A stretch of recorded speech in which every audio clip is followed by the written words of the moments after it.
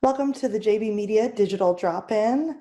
This is Sarah. I'm the co-founder and lead instructor of the JB Media Institute, and I'm here today with Justin. So I'm really excited today to talk about the topic of a new kind of tourist, innovative strategies for local and regional marketing. And I know many of you who are joining today are part of sort of the tourism marketing field, and you work to promote your regions or your attraction.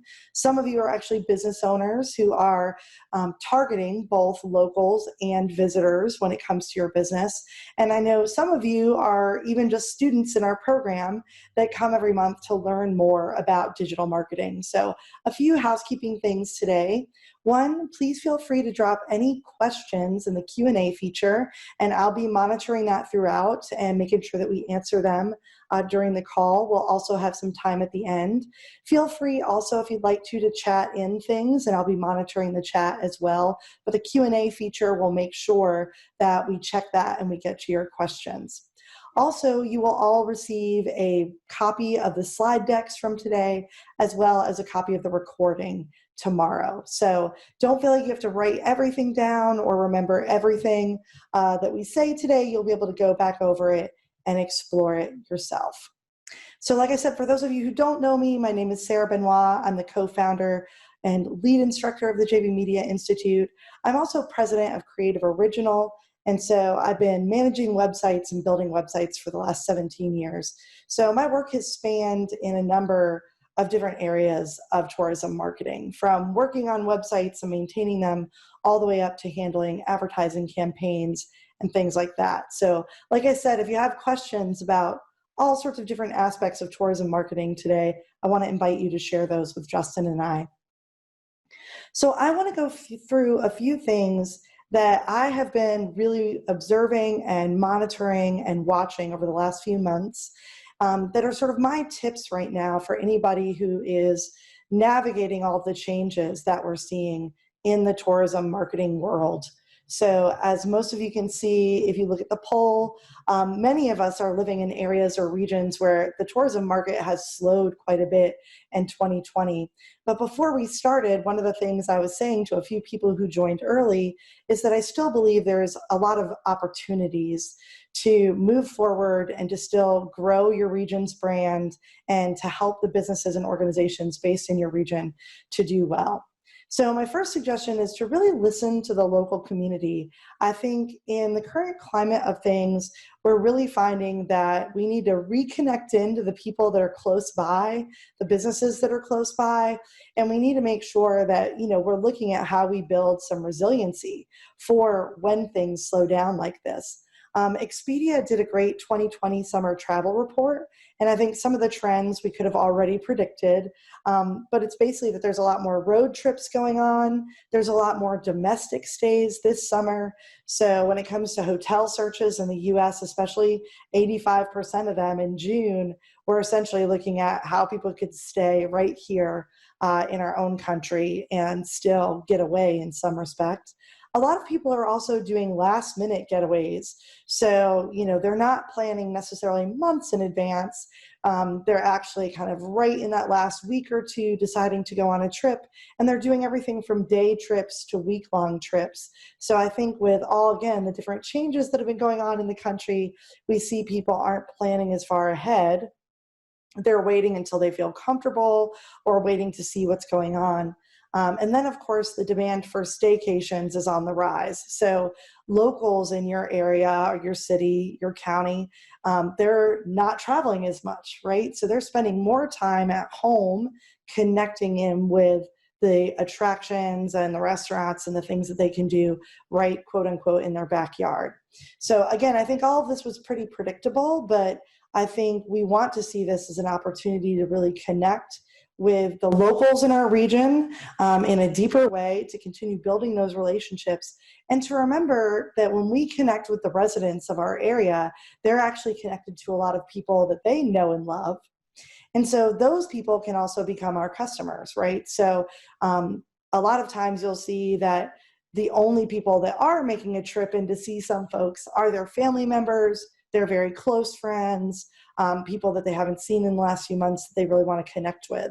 So even when you are connecting with residents, you are still reaching that larger market in some way. And I think that's really valuable.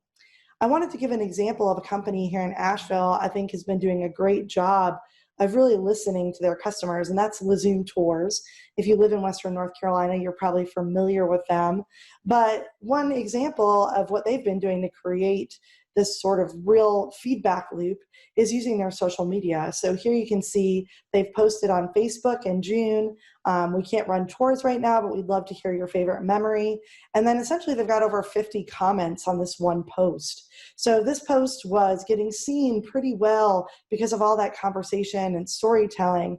And I think what that allows Lezoom Tours to do is look at what it is that their customers miss the most about being able to engage with their company, and then figuring out how they can recreate some of that or build more content online, that will help give people that feeling and continue that relationship. So Lezoom has done a great job, I think, especially of using video to really connect with their audiences this year. And I think some of their ideas come directly from the feedback they get on social media. Also, I think it's important with just the entire tone of what's been going on here in the United States. Of course, it's happening across the globe, but especially for us in an election year with everything else that's been going on, I think we really want to make sure that we take ownership of any and all mistakes that we make.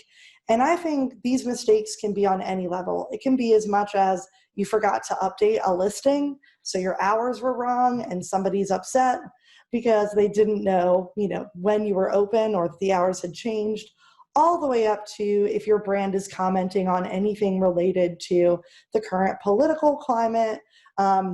It's very easy, I think, right now with the heightened emotions of people to hit sensitive points and to get some feedback from people that you're not being thoughtful enough or sensitive enough. And so I just wanted to remind everybody, I think right now, it's really important for every company, every organization, especially if you're using digital tools to promote yourself, email, social media, things like that, to really tell the truth and accept responsibility for whatever it is that you're doing from a content strategy perspective. So if you do make a misstep, if you say something that creates some backlash, it's okay, right? I know that there's a lot of conversations right now about cancel culture, what's going on. And I just think we really want to just really put ourselves in the shoes of our customers, our visitors, our potential clients. And if anybody's got complaints, we want to address them the same way that we would if they were in person.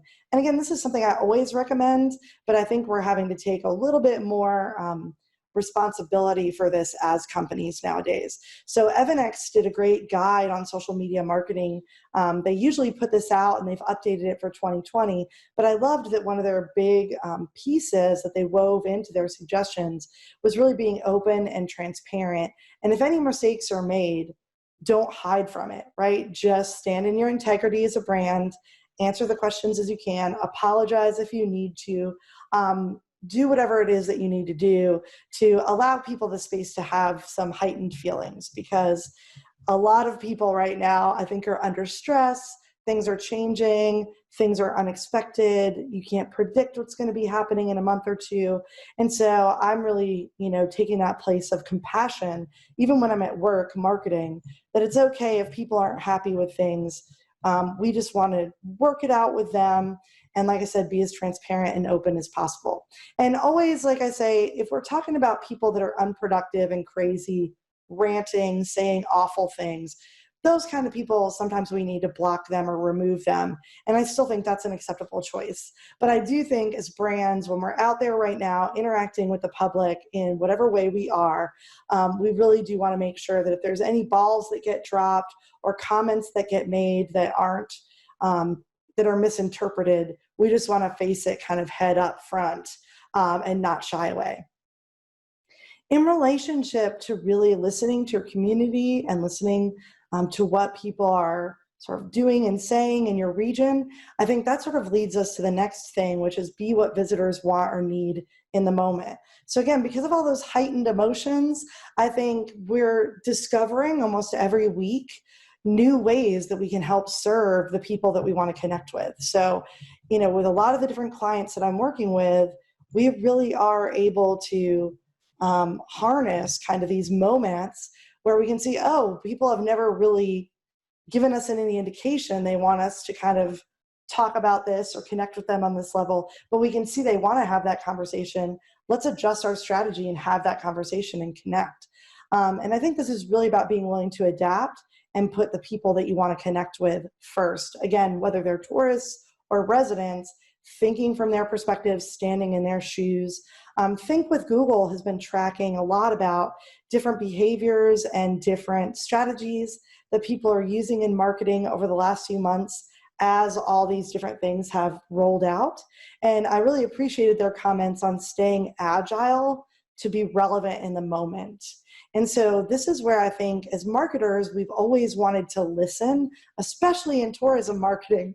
We really want to listen to people about what's working and not working, what's getting them excited. But now it's really even more important to be listening at that deeper level to say, how are people feeling? What do they need? What do they want? It might be different than things they've ever needed or wanted before. And I know a lot of us are sick of the word pivot, but I want to say that I've been using the word adapt because I feel like that's what my business is having to do in a lot of ways, right? So we're just having to adapt. And when I'm working alongside of other companies, whether it's restaurants or e-commerce or types of attractions or experiences, I think what we're finding is if we're really paying attention to what's being said, we're starting to get clued in on what people really want and need. That allows us to take our products and services, think about how we can adapt them in the moment to really become exactly what those people find relevant now. And a lot of that, like I said, is really an exercise of putting people first and thinking about them before we think about what we want to sell or what we want to do. Really thinking about, okay, our markets are changing day by day, week by week, month by month. So how can we really observe and listen? So there's a few things that you can do, I think, on your own just to kind of help this process of observation and listening. So update your hashtag research, right? Spend a little bit more time looking at the different conversations that have evolved in your region or around COVID or around a wide variety of social justice issues. Depending on your brand, you're going to, tap into those things in your own unique way, but figure out what people are really talking about. You can also do that by updating your keyword research. So if you've been optimizing your website in the past, using your keyword research to drive ideas for video content, articles, blogs, things like that, take some time to go back over that stuff.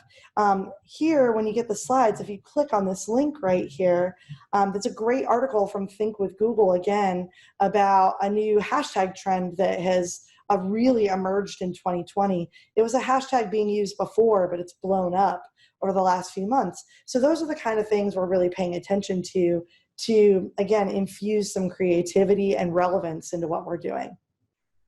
Also, watch and learn from your competitors, whether they're local or they're a company that does something similar in another region.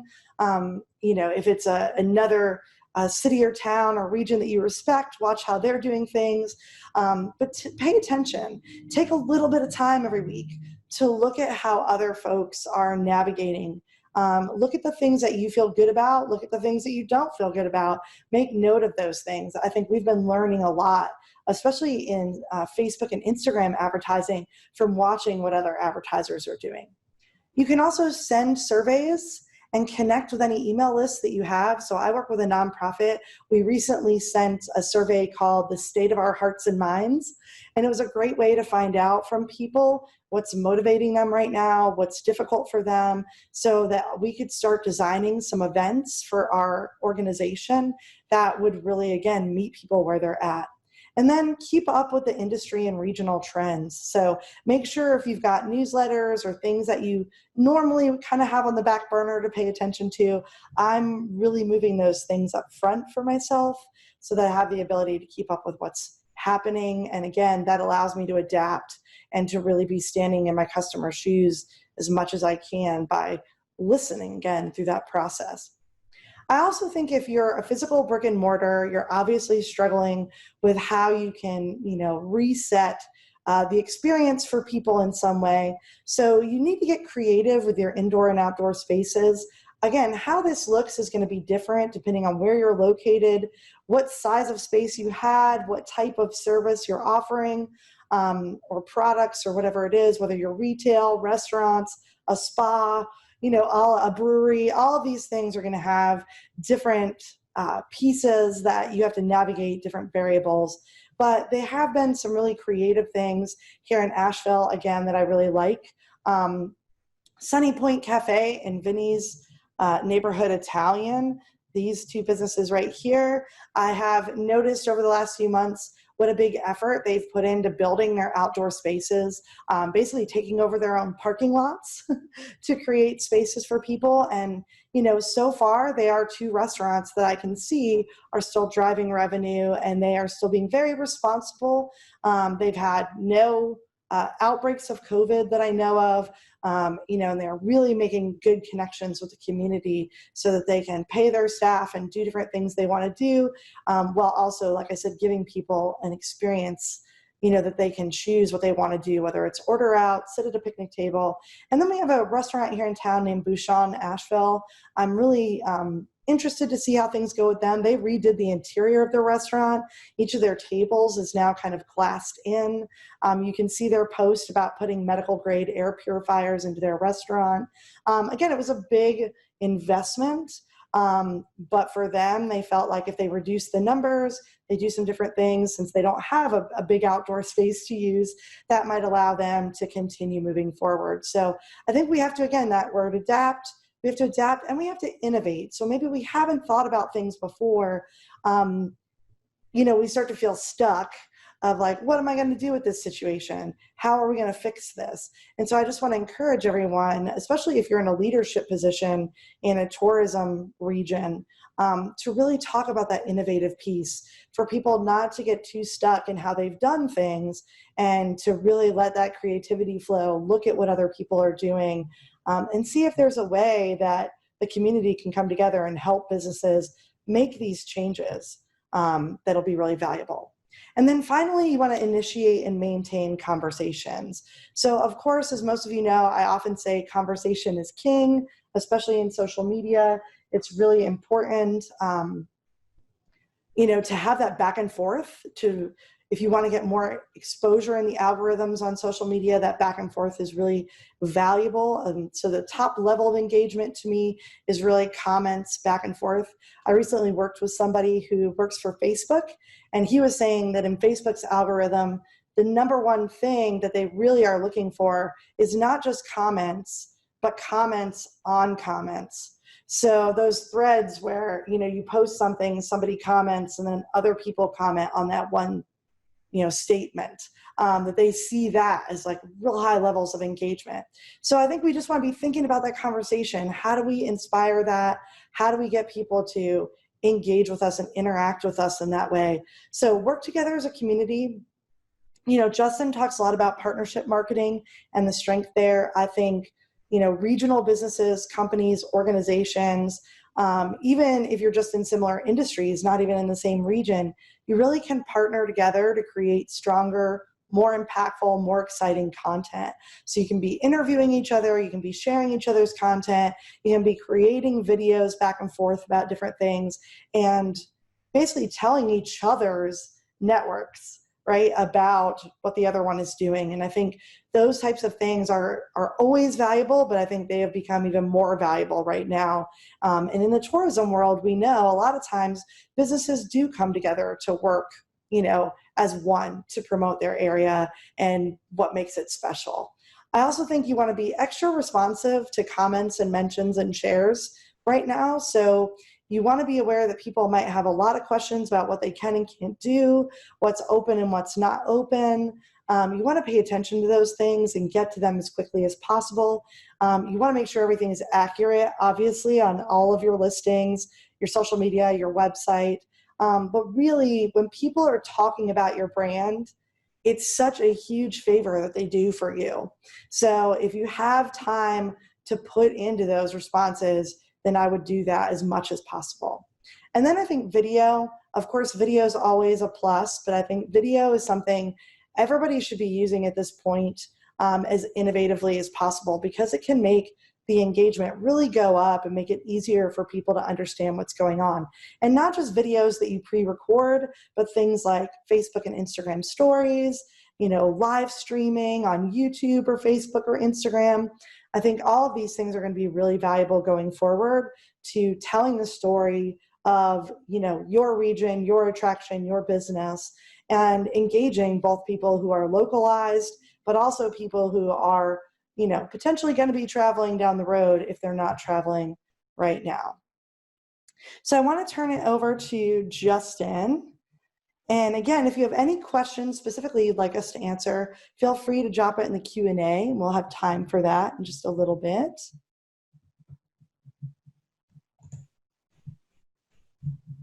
Thank you, Sarah. And you should be able to take the screen from me, Justin. Sure thing. I appreciate it.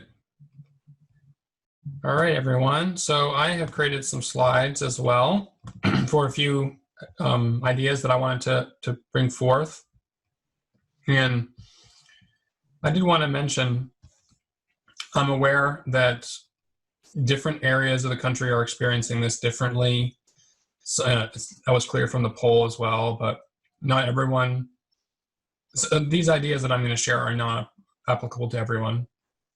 And I'm also still just in the early stages of researching what's working out there. And we're going to be doing a free workshop in September where we interview around 9 experts from across the country in this specific topic that this free webinar is about. And it'll be a free event as well. We'll roll it out over 3 days, where each day you can watch 3 either interviews or presentations with national thought leaders in tourism marketing, regional tourism, and tourism data, so that we'll get more even broader perspective on what different experts are seeing and what's working for different people in different communities. But I've come up with 4 or 5 trends that I'm noticing and I wanted to just share with everyone today. So one is to reconnect locally with locally relevant media and online channels. So a lot of tourism marketing, whether it's for a destination or an individual attraction, has evolved over the years to largely target your old markets. That might be your common flight markets or your more common drive markets that have evolved over the last 10 years. But what's happened in the last 6 months is a paradigm shift unlike any we've ever seen in our lifetimes in travel patterns. And that Sarah was talking a lot about that earlier, but I think a lot of people are pulling all the way back and then deciding what to do next. And as you do decide to start investing in PR or making those outreach connections with people to do stories or to do do any kind of advertising on social media or elsewhere, you might need to look at some completely new outlets that you maybe had decided 2 or 3 years ago or more weren't relevant for you anymore. This can be your local paper, the digital version of that, the local, a regional tourism website that may be run by a inter-county group or an industry association, your own county, or like what we own, Romantic Asheville, is an independent site that covers about 16 to 20 counties in Western North Carolina. We are seeing a lot of traffic. Actually, traffic is up about 20% for the last 3 months over the previous year on Romantic Asheville, while it was down 50% for about 3 months before that. For the year, we're basically even from last year because of we were doing better before the pandemic, and then of course we're doing a lot worse for a few months, and then we've rebounded. But I'm sure our traffic is coming from a slightly different geographic area. And it is entirely people looking to get outside and get doing things in Western North Carolina again. So our advertisers are seeing really good results on investing with us, and we're seeing the same with other outlets too. So that's a trend I think people should be really strongly considering right now. Another is learning how to target locals and also how to target a new type of regional tourist. This really comes down to three different audiences.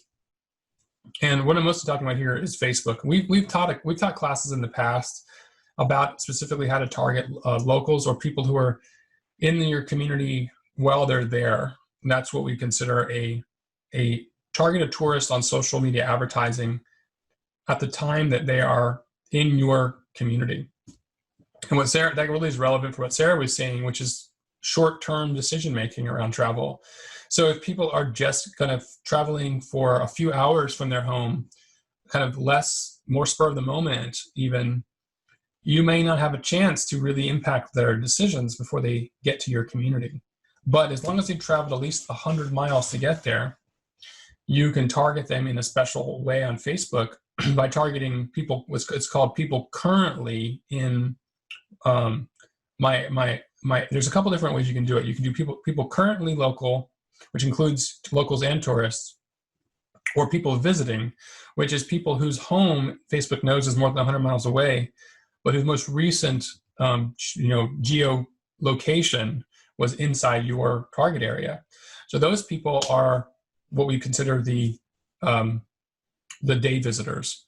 But you also want to reach locals because a lot of, as you all certainly know, locals are reconsidering their leisure investments and their what they're doing. And in some cases, of course, a lot of people are having financial challenges right now, but a lot of people are saving up money because they're spending less on things.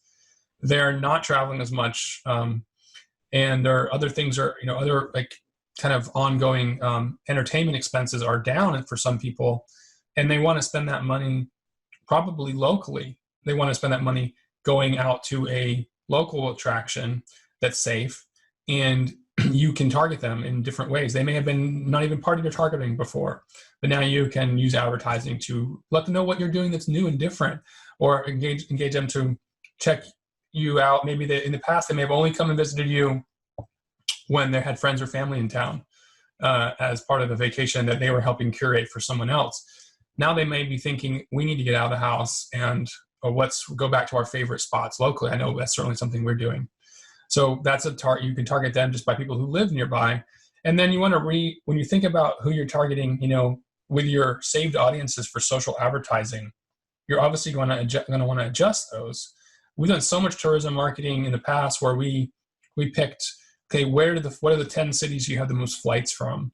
And obviously flights are not happening at that same frequency as before, and largely for business travel these days. So the leisure traveler is more interested in driving. So you might want to reconsider those drive market when you choose your geographic targeting for saved audiences. You want to repurpose over and over again on social advertising.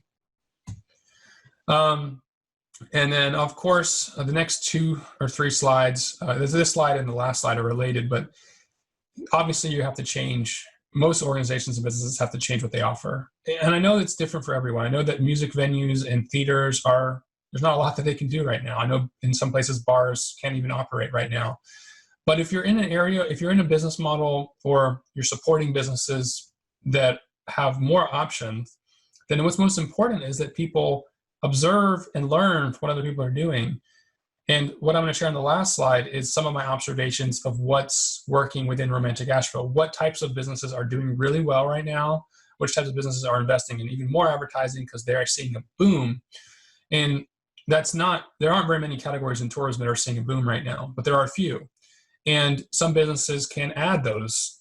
They can invest in those things. They can create those things. And generally, obviously, it's going to be smaller groups, and family-friendly, safe activities are 2 that stand out. Also, romantic activities for couples is a popular thing that are safe, because after being stuck at home for several months, a lot of couples are trying to figure out what things they can do to reconnect and get out of the house.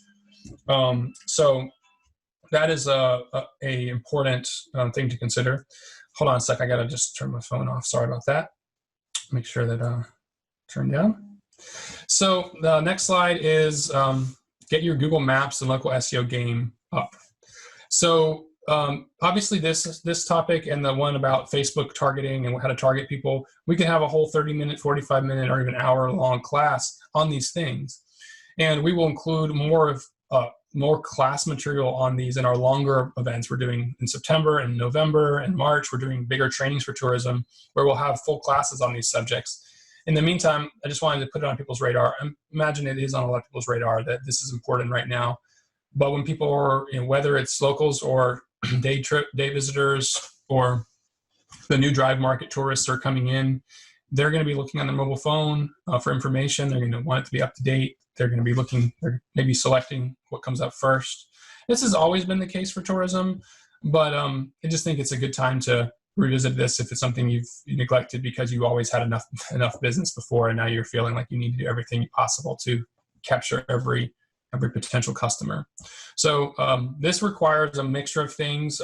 One thing you can do to get the game up with this is appropriately request reviews from your existing customers.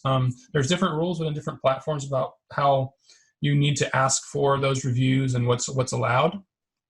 But especially if you have an email list and your customers want to support you, this is one way they can. They can give you a good review, and that can help improve your local marketing. Also, it can involve making some changes to your website to make it more optimized for local, or optimizing your local Google My Business listing, and there's 2 or 3 other things that you can do to get your local SEO game up a level to a new level of optimization and professionalism. So the next one is the last slide I have. Different regions have different funding sources for tourism recovery and different ways those funds can be used. There's the PPP funds, which are mostly for payroll. There's EIDL, which is a little more flexible in how it can be used. And then, in Asheville, we have, Buncombe County, we have the Tourism Development Grant Fund that was just given out last month. They gave out a total of $5 million.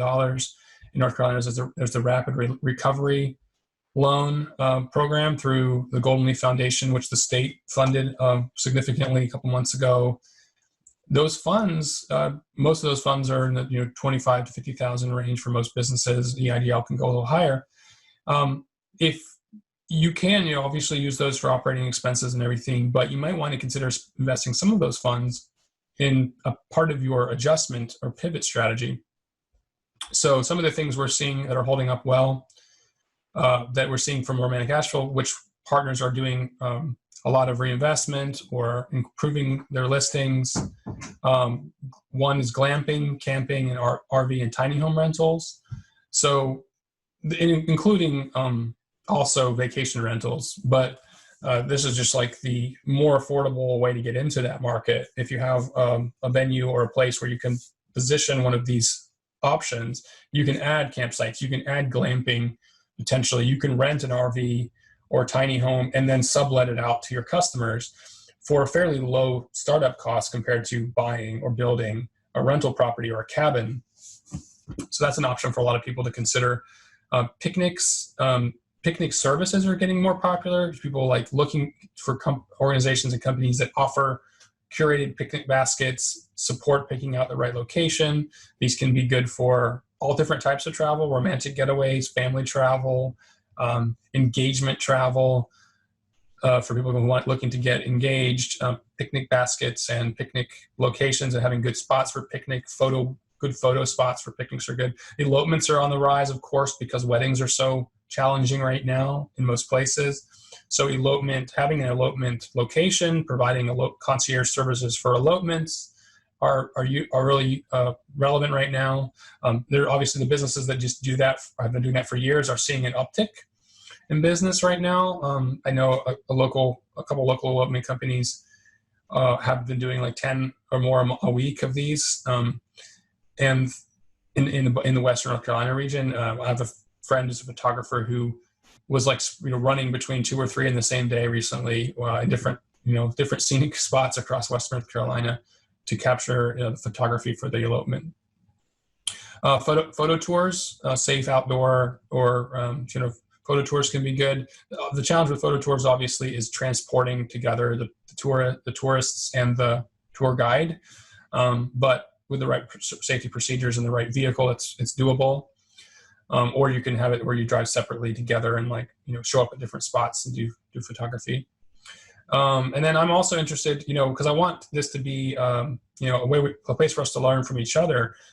Before we get into questions, do others have ideas that they're seeing work in their community, in their business, in their friends and families, businesses that are working outside of these four that I came up with yesterday?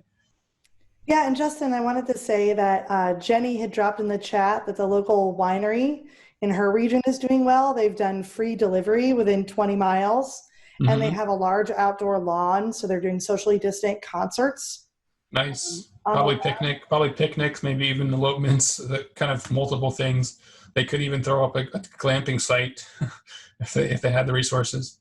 Yeah, and then Tammy was saying that they have garden businesses in her area, like Broyles General Store and Emporium, that are doing really well. She also said the boutiques are going online, and moving things forward. So that retail movement.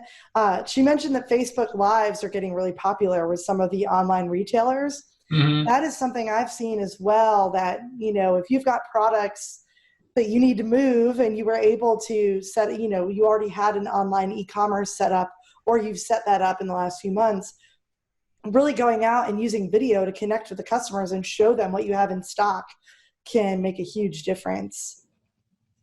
And I see Yeah, there's a few those are others good in there. ideas. Catherine was saying, there's a need in her area to create some more remote learning and like working getaways and opportunities for telecommuting or virtual learning. So yeah, Catherine, I think that's a need that a lot of people are looking into now. I know Justin and I were part of some co-working spaces for a long time, and a lot of them are really innovating right now about what they can do, since having a whole bunch of people in a room is not really the answer these days. Yeah, that's actually a good point. One thing that's been on my mind is, I'm I've been working remotely. A lot of people in our community, in our the technology and marketing world, have been working remotely pretty much consistently since mid-March, and I could do that from anywhere.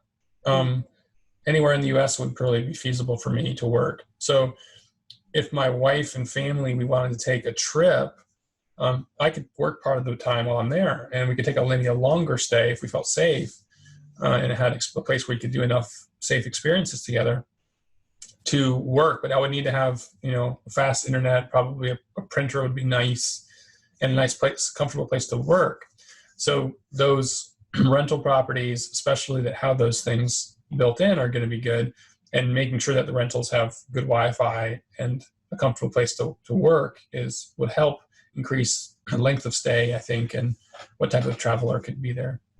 Yeah, and Karen, I see your comments about Airbnb kind of relate to what Justin just said. In addition to those amenities, you know, um, I think even hotels these days, I don't know if everybody else has seen this, but a lot of people are sharing amongst themselves, like the public, where they feel safe staying. So you'll see a lot of commentaries, especially in the reviews, which I think Justin made a great point about how important that is, where if people are showing up somewhere and it's not cleanly, people aren't wearing masks, they're not following protocol, there's a lot of sort of like public conversation about that.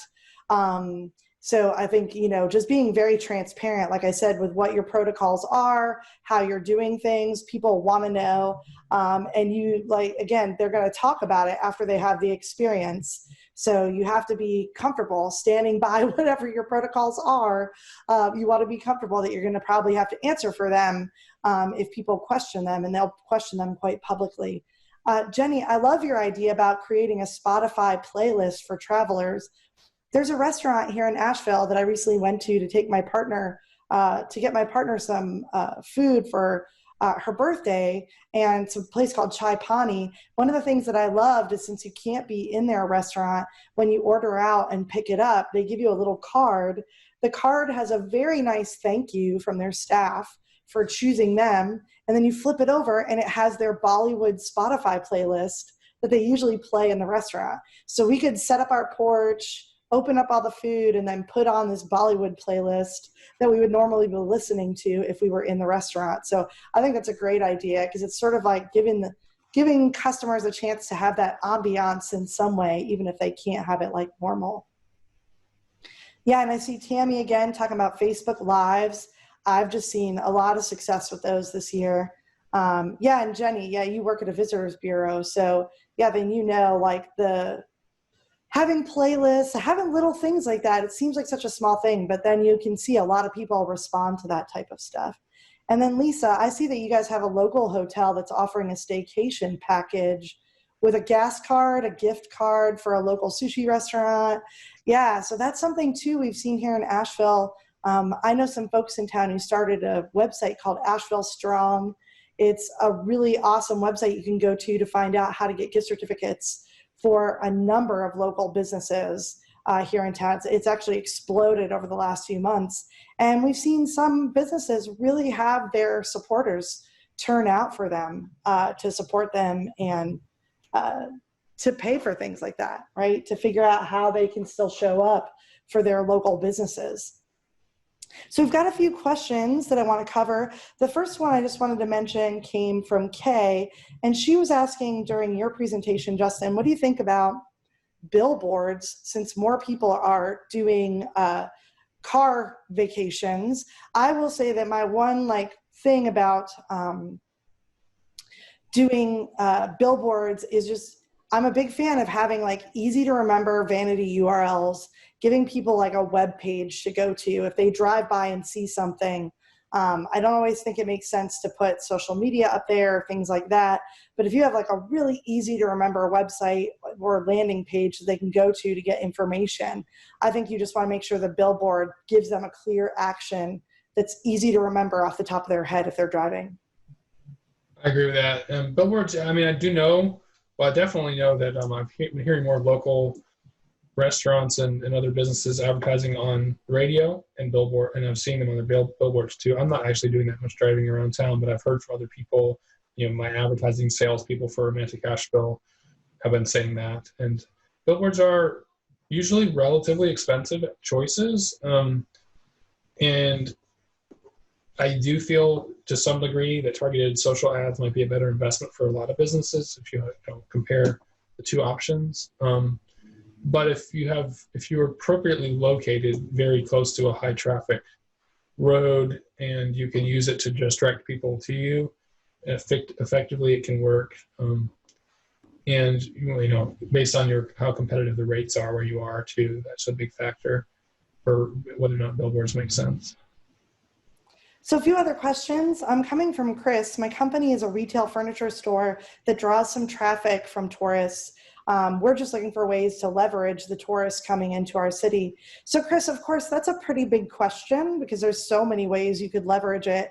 I think for me, the number one thing I would suggest is if you're doing any type of social media advertising, to consider Justin's suggestions, because I think really adjusting the audiences that you're targeting with your social media advertising is important, and thinking through, where are these travelers coming from? Are they coming from, for a day? Are they, what is kind of their situation, especially when it comes to furniture? Because if I'm taking a day trip and I didn't plan to buy furniture, can I buy furniture? It's like you'd want to sort of think that out a little bit so that you could create advertising that maybe attracted people traveling through the region, but with messaging that really made it important for them to come and just have the experience of seeing some of the store, or potentially letting them know that you guys can ship things if they need you to. I would just be thoughtful about campaigning around that kind of stuff. Justin, do you have maybe one thing that you think they could do to leverage tourists when they're retail?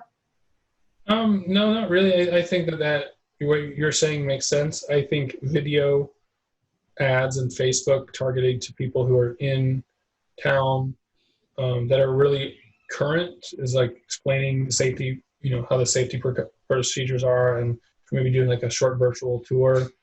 Do the short virtual tour first, and then say it's, we'd love to see you visit during your trip to come by and check out our inventory, and we have these safety procedures in place. I've heard a lot of car dealerships and other businesses that more targeting locals, but that are explaining their safety procedures in their ads. So I think it'd be worthwhile to do that at the end of the advertisement. And I think that video on Instagram and Facebook targeting people who are temporarily in town, and you can filter on other demographics like where they're from, um, including other things about maybe their interests that may target them to be the right, age, gender, and other demographics that would fit your target customer. And then you can, spend a fairly small amount of money to get in front of those people while they're in town, or when they're at home before they get to your town, to get them into your business. All right, so we've got a few minutes. We've got a few more questions. So we're going to go through these a little quickly. But Tammy, I think Justin's going to have a good minute or two that he can talk to you about this. Tammy was saying, what are your thoughts on virtual events? We had to cancel our popular antique appraisal fair and show, but are considering doing a week-long virtual antique sale highlighting our vendors. So I know this is a big question and we don't really have time to get into the details, but Justin, could you spend maybe a minute or so just talking about the week-long event that you just did, and whether or not you felt it was worth it, and give Tammy a few ways that she could get started? Yeah, we just did a week-long event that was a massive undertaking. It was almost 1,000 hours of work across a team of 10 people over 3 months, including probably 300 or 400 hours just last week. That event was a virtual health retreat, and it had 54,000 people who participated in it. And it was 45 hours of live Zoom content, Zoom and YouTube Live, and it did really well. I mean, it generated almost $250,000 in sales, and but we are intending to do even better than that. Our goal was about 400,000 in sales, but we used a standard summit format. A summit format is basically where the event is free, but then there's some sort of upgrade tickets available. And that model works pretty well, but it might not work for what this woman's trying to do. But you could use a similar structure and have a free event that lasts a week with specific Zoom meetings or other streamed content, where you could even potentially do almost like an auction style on YouTube Live or Facebook Live, where you let people like bid on things live. That might be hard to manage, but it could be an option at least to test out for part of it, and definitely be a way to show your inventory to a large group of people, especially if all your partners promoted it. The way you want to do something like that is about a 4 to 6 week promotional window where you have a nice landing page that explains everything about the event, all the vendors and speakers that are going to be talking, and then a free, really easy to find free sign up. And then once the event starts, you start emailing all the people on the free list. Each day's activity schedule, links to all the different live things you're doing. And for this event, we recorded about 30 to 40 hours of content beforehand by interviewing people over Zoom, or doing the PowerPoint presentations recorded over Zoom. And when you started the event, each day you got like 5 or 6 hours of that content released. And then there was like live stuff that only the people who were paying got the live content. So we had a ticketed event, and that's where we made the money from the event itself. But it was, for the amount of hours we put in, it was not necessarily very profitable, but we learned a whole lot. It was not a total loss, and we'll definitely do more of those in the future and learn from what we did, where we could have done better. Yeah, and thanks for that, Justin, because I was lucky enough to be able to be a part of that event a little bit last week, and I thought it was really powerful. We got great responses from the attendees, and the presenters were amazing. So, I think when you're putting together those virtual events, it's about really thinking again about like, what do people really want and need, and how can you give them exactly what it is that they want and need in that experience, whether it's paid or free. So Anna, I see your question. Back on the previous slide, it was mentioned that stories and live video should be utilized as much as possible.